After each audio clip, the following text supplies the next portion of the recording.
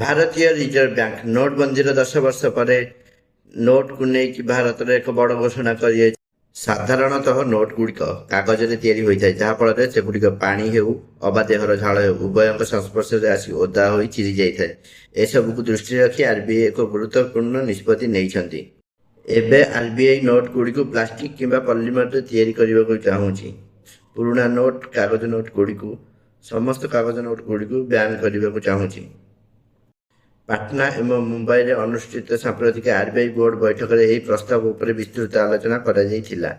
ଆର୍ବିଆଇର ବାର୍ଷିକ ରିପୋର୍ଟରୁ ମିଳୁଥିବା ତଥ୍ୟ ସ୍ପଷ୍ଟ ଭାବରେ ଦର୍ଶାଉଛି ଭାରତରେ ପ୍ରତିବର୍ଷ କାଗଜ ମୁଦ୍ରଣ ଓ ରକ୍ଷଣାବେକ୍ଷଣ ପାଇଁ ଯଥେଷ୍ଟ ଖର୍ଚ୍ଚ ହେଉଛି ଟଙ୍କା ଏବଂ ଏହାକୁ ରୋକିବା ପାଇଁ ଗୁରୁତ୍ୱପୂର୍ଣ୍ଣ ପଦକ୍ଷେପ ନିଆଯାଇପାରେ। ପଲିମର ଟଙ୍କା ଆରମ୍ଭରୁ ଟିକେ ଅଧିକ ଖର୍ଚ୍ଚ କରିପାରେ, କିନ୍ତୁ ଦୀର୍ଘକାଳୀନ ସମୟରେ ଭାରତକୁ ବହୁତ ଟଙ୍କା ସଞ୍ଚୟ କରିବାରେ ସାହାଯ୍ୟ କରିବ।